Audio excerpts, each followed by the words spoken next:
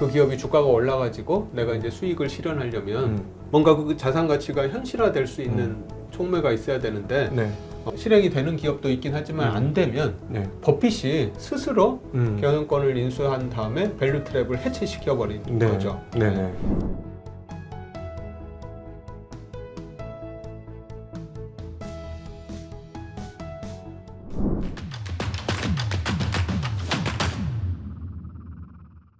그래서 이제 이 책은 사실은 버핏이 그 13년 동안 네. 이제 버핏 투자조합을 운영하면서 본인 이제 투자자들한테 본인 투자조합에 투자를 해준 투자자들한테 내가 어떻게 운영했다라는 거 이제 알려준 레터인데요. 네.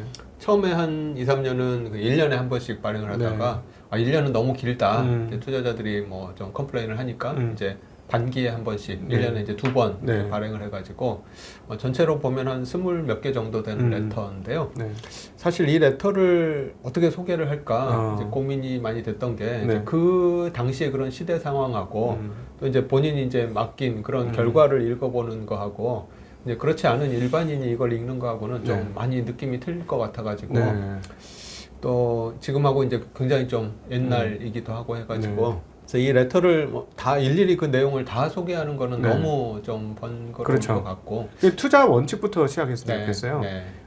계속해서 그 조합원들에게 얘기하는 게 뭐냐면 우리는 다우존스 지수 기준으로 한 10% 초과하는 걸 목표로 합니다. 라고 하면서 장이 나쁠 때 우리는 상대적으로 좋은 걸 추구합니다. 대신에 우리는 장이 좋을 때는 그렇게 좋지 않을 거예요.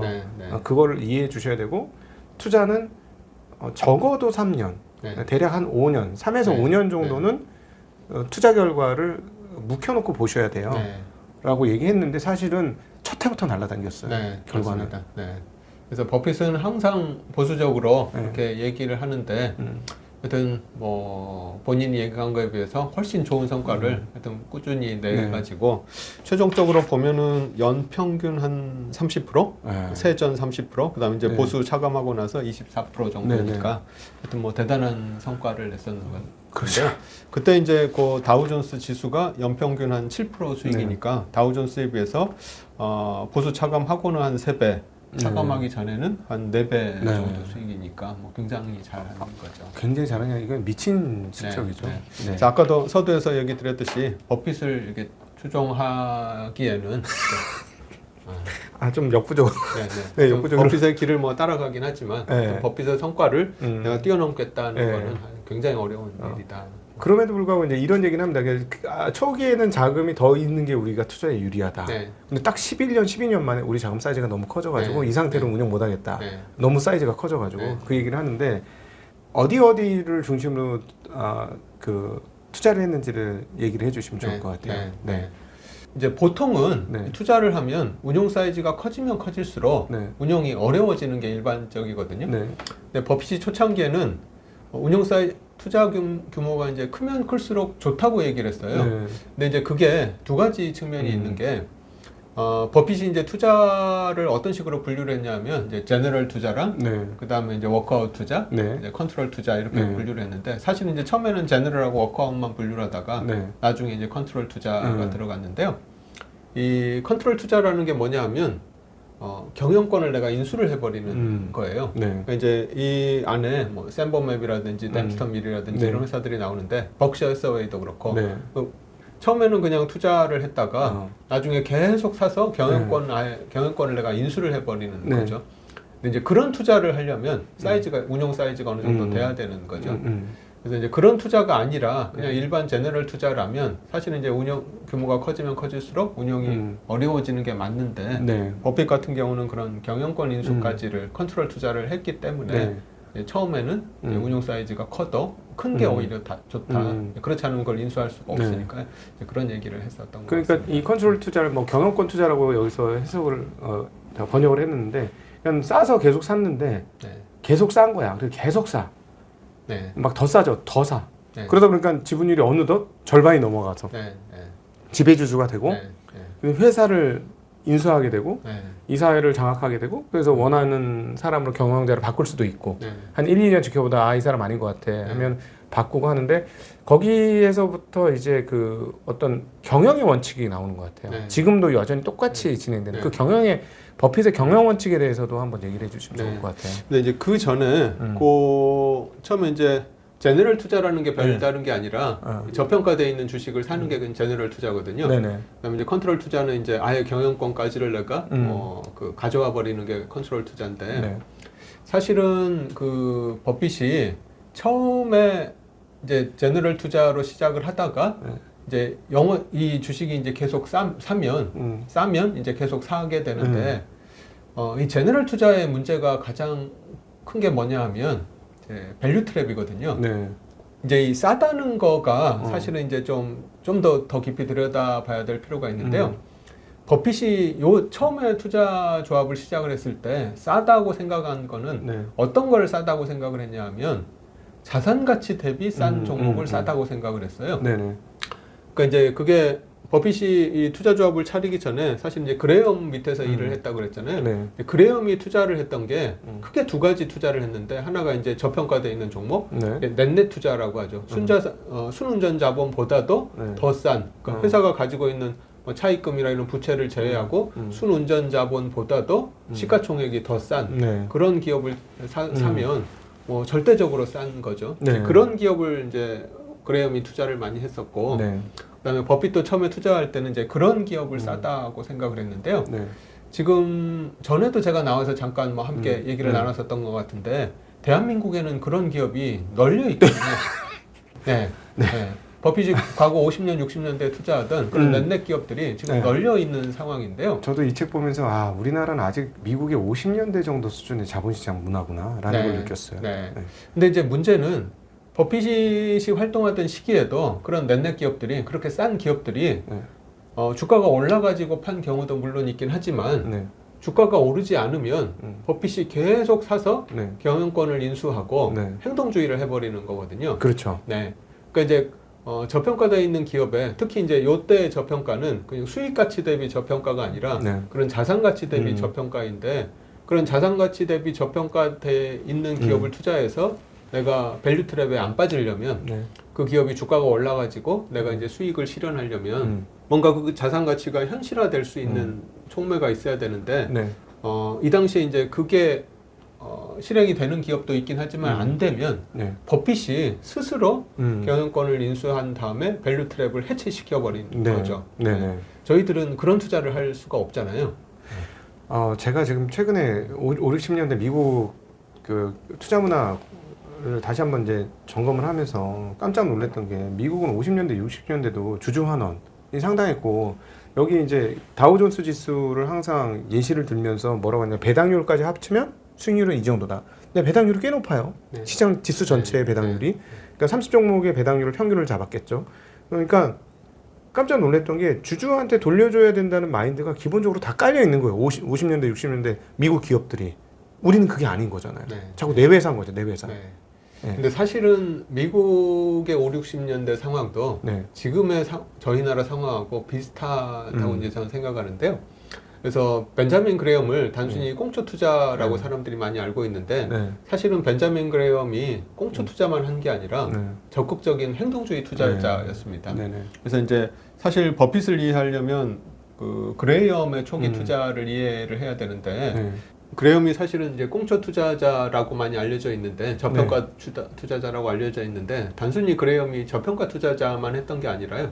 그 저평가를 해소시킬 수 있도록 스스로 행동주의를 했던 투자자가 그레엄이거든요. 그래서 그레엄이 투자했던 회사 중에 노던 파이프라인이라는 회사가 있는데 노던 파이프라인 회사는 말 그대로 이제 그 스탠다드 오일의 자회사 중에 하나인 파이프라인 회사였는데 이 회사가 철도 채권을 보유를 하고 있었어요. 근데 이제 그 파이프라인 회사가 철도 채권을 보유하는 거는 그냥 회사의 본업하고는 상관없이 그냥 투자 목적인 거잖아요. 근데 이제 그 보유하고 있는 철도 채권보다도 노던 파이프라인의 기업 가치가 훨씬 낮으니까 이제 벤자민 그레엄이 행동주의를 해서 그 회사한테 가지고 있는 거를 주주들한테 배분을 해라라고 요구를 했었고 처음에는 이제 그게 먹히지 않아가지고 결국 이제 뭐 다른 소액 주주들 위임장까지 받아가지고 위임장 투자행을 해서 결국은 이제 노던 파이프라인으로부터 이제 주주 걸 받은 거거든요. 네네네. 그래서 이제 그런 영향을 사실은 네. 이제 워런 버핏도 네. 그대로 받은 거죠. 그래서 이제 여기도 보면 이제 샌범맵이라든지 댐스터 밀이라든지 네. 벅셔 해서웨이를 처음에는 그냥 저평가되어 있는 기업으로 투자를 했지만 네. 결국은 그 경영권까지를 인수하고 나서 그 저평가되어 있는 자산의 가치를 스스로 실현시켜 버린 거죠. 그래서 이제 그런 것들을 보면 사실 이제 이런 노력들에 의해 가지고 네. 미국도 이제 점차 주주 네. 친화적인 그런 환경으로 바뀌어온 거 아닌가. 그래서 미국도 사실은 5, 60년대를 보면 사실 지금의 저희 나라하고 큰 차이가 없다고 보여지고요. 이제 이런 노력들에 의해 가지고 이제 한 80년대를 넘어가면서부터 미국도 굉장히 이제 주주 친화적인 그런 문화로 바뀐 것 같습니다. 네. 근데 그러면 왜 한국에서는 그런 주주 행동주의가 잘 안 일어날까요? 지금까지가 좀 힘들었었는데요. 네. 최근 한 2, 3년부터 우리나라에서도 네. 그 주주 행동주의가 조금씩 이렇게 살아나고 있는 것 같습니다. 근데 이제 보통 주주 행동주의 하면 이제 사람들이 이제 뭐 칼 아이칸이라든지 이런 좀 뭐라고 하죠? 먹튀 행동주의 이런 것들을 많이 떠올려서 주주 행동주의를 굉장히 좀 안 좋게 인식을 하는데 사실은 주주 행동주의가 기업들에 갇혀 있는 그 ROE가 너무 낮고 기업이 이제 제대로 활용하지 못한 자산들을 제대로 활용할 수 있도록 기업을 자극하는 측면이 있거든요. 그래서 이제 벤자민 그레엄이나 버핏이나 이렇게 이제 가치 투자를 하다 보면 결국은 주주 행동주의를 관심을 갖고 할 수밖에 없는 이유가 너무나 저평가되어 있는 그런 아까 넷넷 기업들이 한국에 널려 있다고 했잖아요. 근데 그런 기업들이 이렇게 널려 있는 이유가 그 자산들이 활용되지 못하고 ROE가 너무 낮은 상태로 기업이 계속 방치돼 있으니까 그거를 그냥 기업이 스스로 알아서 ROE를 개선시키도록 하는 거는 너무나 요원한 일이라서 그걸 이제 결국은 주주들이 외부에서 그 ROE를 높일 수 있도록 압력을 넣는 게 주주 행동주의니까요. 근데 최근에 우리나라에서도 한 3, 4년 전부터 주주 행동주의가 계속 활성화되고 있고 조금씩 성과도 나오는 것 같습니다. 근데 그렇게 그 주주 행동주의가 성공을 하면 대주주 지분이 일단은 50% 근처 넘거나 근처에 가 있지 않아야 주주 행동주의가 성공할 가능성이 있잖아요. 그러니까 우리가 행동하는 사람들이 몇 명이 모여가지고 그걸 샀을 때 50% 이상을 취득을 해야 이사회를 다 바꾸고 경영자도 다 바꾸고 그다음에 저 회사의 뭐 자산 구조도 다 바꾸고 이게 되는데 한국은 그걸 알아서 그런지 시가총액을 낮게 유지하면서 50% 이상을 유지하는 대주들이 너무 많은 것 같아요. 그리고 맞습니다. 또 하나는 아예 사모펀드가 경영권 프리미엄을 2배, 3배씩 주고 회사를 인수해가지고 하는 행동주의가 있죠. 근데 그거는 행동주의, 버핏이나 그레이엄이 얘기하는 행동주의하고는 조금 경향성이 좀 다른 것 같거든요. 걔네들이 리모델링해서 더 비싸게 팔려 먹으려고 하는 거니까. 여기에 대해서 좀 얘기해 주실 분이 있을 것 같아요. 그러니까 이제 그런 경우에는 사실 이제 전체 주주의 이익을 대변하지 않고 그 경우에 이제 최대 주주 지분만 싹 할증을 해서 프리미엄을 주고 사가 버리거든요. 이제 남아 있는 일반 주주들은 사실은 뭐 아무런 혜택을 못 받는 전문용어로 개털되는 거죠. 그래서 이제 그거는 이제 저희들 일반 주주 입장에서 보면 그렇게 썩 바람직하지 못한 이제 그런 자본이라고 보여지고요. 미국 같은 경우는 일론 머스크가 그 트위터 인수하면서 소액 주주 거 몽땅 다 사줬거든요. 본인 돈으로 샀습니다. 그러니까요. 테슬라 돈이 아니고. 근데 우리는 개인 주주들은 다 버리고 경영권만 쏙 빼가고 이랬는데 그러면 50% 넘는 50% 넘거나 50% 근처에 대주주 지분이 있는 쪽은 행동주의가 먹혀들기 좀 힘들다고 봐야 할까요? 사실 이제 그 대주주 지분이 워낙 막강한 데는 사실은 좀 쉽진 않은 측면이 있는데요. 근데 이제 그런 경우라 하더라도 이사들이 결국 이제 그 이사회가 있는 거잖아요. 근데 이사회가 이제 정상적으로 작동을 하면 아무리 최대 주주 지분이 높더라도 사실은 이사회가 제대로 의사결정만 한다고 하면 그렇게 독단적으로 할 수는 없거든요. 근데 지금은 이제 이사회가 이제 전체 주주의 이익을 뭐 좀 고려해서 의사결정을 내리기보다는 최대 주주의 이익만을 고려해서 이사회가 어떻게 보면 이제 이사회가 최대 주주의 그냥 거수기 역할만 하는 거죠. 그래서 이제 그 부분을 이제 바꾸기 위해서 최근에 많이 일반 주주들이 네. 요구하고 있는 게 상법 개정안에 네. 이사가 회사를 위해서뿐만 아니라 일반 주주의 이익, 전체 주주의 이익을 위해서 그 이사회가 활동을 해야 된다라는 이제 이런 문구를 좀 넣으려고 네. 좀 노력하고 있는 게 이제 그런 이유 중에 하나인 네. 것 같습니다. 만약 그거 상법 개정 같은 게 성공을 한다면 아까 한국의 넷넷 기업이 널려 있다라고 표현했는데 네. 그 넷넷 기업들은 상당히 많이 없어지겠죠. 네. 네. 하여튼 이제 그거는 뭐 예를 들면 갖고 있는 현금이 네. 뭐 예를 들자면 3천억의 현금을 갖고 있는데 시가총액이 1,000억밖에 안 되는 뭐 이런 기업이 대한민국에 널려 있거든요. 네, 맞아요. 네. 이거는 뭐 도저히 말이 안 되는 상황인데 그렇게 되는 이유가 그 3천억이 아무리 있어도 그 3천억이 제대로 활용이 안 된다고 보고 있고 네. ROE가 이제 극히 낮은 거죠. 그렇죠. 은행에다 그냥 예금하는 것보다 못한 ROE니까 그래서 이제 그 제대로 활용되지도 못할 뿐더러 하여튼 이거를 뭐 이제 제대로 활용하기 위해서 그러면 이제 본인들이 활용을 못하면 네. 주주들한테 뭐 배당을 준다거나 뭐 자사주 소각을 소각이나 한다던가 뭐 이런 식으로 네. 분배가 돼야 되는데 이제 네. 그런 것도 안 하고 결국 이제 나중에 그거를 뭐 최대 주주가 네. 혼자서 어떻게 하지 않을까 이제 이런 우려 때문에 그렇게 그렇지. 되는 거죠. 예를 네. 들어서 뭐 회사가 뭐 돈을 조금 뭐 극단적인 예를 위해서 1년에 10억씩 버는데 대주주는 뭐 3억짜리 차 타고 회사 이름으로 아파트 수십억짜리 살고 그건 아닌 거잖아요. 네. 그죠? 네. 회사 전체 발전을 위해서 그렇게 하면 안 되는 거잖아요. 네. 그죠? 자원을 효율적으로 배치를 해서 더 좋은 그 투자한 자원에 대해서 리턴을 많이 받도록 네. 노력하는 게 당연히 경영자의 몫이고 네. 또 대주주는 그렇게 경영자가 움직이도록 이사회의 사람들을 감시자로 두는 거고 이게 원래 네. 주식회사의 제대로 된 구조인 거잖아요. 네. 벤저민 그레엄도 그랬었고 버핏도 그랬고 처음에 이제 그 저평가된 주식 투자라는 게 그냥 단순히 저평가돼 있는 기업을 사서 그냥 막연하게 저평가가 해소될 때까지 그냥 무작정 기다리는 투자자는 아니었었던 거고요. 본인이 스스로 행동주의를 해서 저평가를 해소시키는 그런 역할까지 했었다. 근데 이제 버핏도 이제 처음에는 벤자민 그레엄처럼 이제 그런 투자를 했었거든요. 뭐 샘버맵도 그렇고 댐스터밀도 그렇고 이제 그런 투자를 했었는데 댐스터밀 투자를 하면서 버핏이 굉장히 큰 곤혹을 치릅니다. 댐스터밀도 이제 뭐 너무나 저평가돼 있어가지고 버핏이 투자를 했는데 그 저평가를 해소하기 위해 가지고 최고 경영자를 바꾸면서 구조조정을 하거든요. 그래서 이제 인력도 구조조정을 하고 나중에 가서는 이제 공장도 매각을 해서 현금화를 하려고 이렇게 시도를 하다가 그 공장이 위치하고 있는 그 마을 사람들한테 엄청난 그 공장만 이게 다 쏙 빼먹고 도망가는 이제 이런 사람으로 취급을 받고 굉장히 그 마을에서 분노하고 뭐 이런 일들이 일어나가지고요.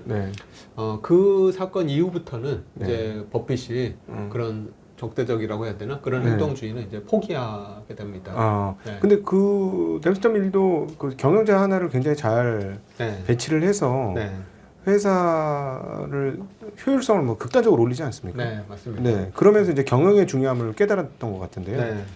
혹시 그거 설명해 주실 분 있어요? 댐스터밀 같은 경우에 이제 처음에 이 회사가 사실 얼마나 싼 회사였는지 잠깐 얘기를 드리면은 이 회사를 인수했을 때 시가총액이 168만 달러 정도 됐다 그래요. 시가총액이 168만 달러인데 그때 이제 순자산 가치가 460만 달러니까 PBR 0.36에 인수를 한 거거든요. 근데 사실은 이 회사의 이익을 보면 이익은 별로 형편없던 회사였어요. 버핏의 표현에 의하면 여기 이제 62년 레터에 나와 있는 건데 최근 수년간 투하 자본 이익률이 뭐 유명무실한 수준이었다. 버핏 스스로 그렇게 평가를 하고 있고요. 63년에도 지난 10년간 이 사업은 매출이 정체됐고 재고자산 회전율도 굉장히 낮고 투하 자본 이익률이 사실상 제로에 가까운 회사였다. 그러니까 수익 가치는 뭐 거의 없는 회사였던 거죠. 돈을 못 벌고 있는 거였죠. 그럼에도 불구하고 이제 자산 가치가 너무 좋아서 이제 투자를 했던 건데 이걸 이제 그레엄도 그렇고 버핏도 그렇고 꽁초 투자라고 했었고 그때 저평가라고 하는 거는 이제 이런 상황을 저평가라고 했던 거죠. 그 수익 가치에 비해서 저평가가 아니라 순수하게 이제 자산 가치 대비 저평가돼 있던 건데요. 근데 이 회사를 인수하고 나서 처음에는 이 회사를 어떻게 좀 자산을 잘 운용할 수 있지 않을까 생각을 했는데 이게 처음에 맘먹은 대로 제대로 안 됐었던 것 같아요. 그러니까 버핏이 인수하고 나서 친구들한테 고민을 막 토로하기 시작합니다. 이 회사 때문에 미치겠다. 이 재고는 계속 쌓여나가고 경영도 잘 안 되고 있고 죽겠다. 이런 얘기를 했더니 이제 찰리 먼거가 아는 경영진을 소개해줬는데 그게 이제 해리 버틀이라는 사람이거든요. 그래서 이제 그 분이 이제 댐스터밀의 최고 경영자로 오면서 굉장히 적극적으로 구조조정을 하고 하면서 댐스터밀 회사를 완전히 이제 바꿔버린 거죠. 그래서 이제 그걸로 해가지고 이제 굉장히 큰 수익이 났는데 맨 마지막에는 이제 그 회사를 최종적으로 매각하는 것까지 생각을 하다가 마을 사람들한테 이제 뭐 굉장히 크게 공격을 받고 곤란에 처했던 그런 상황까지 가게 됐습니다. 그래서 이제 칼 아이칸 같은 경우는 아직도 약간 이제 적대적인 성향이 좀 일부 있죠. 행동주의 펀드의 대표 주자이기도 한데, 그러니까 이때부터는 근데 버핏은 이렇게 좀 적대적인 성향을 이제 내려놓고 경영을 어떻게 하느냐, 어떻게 경영을 잘할 수 있느냐, 여기에 이제 상당히 많이 그 포커스가 옮겨간 것 같아요.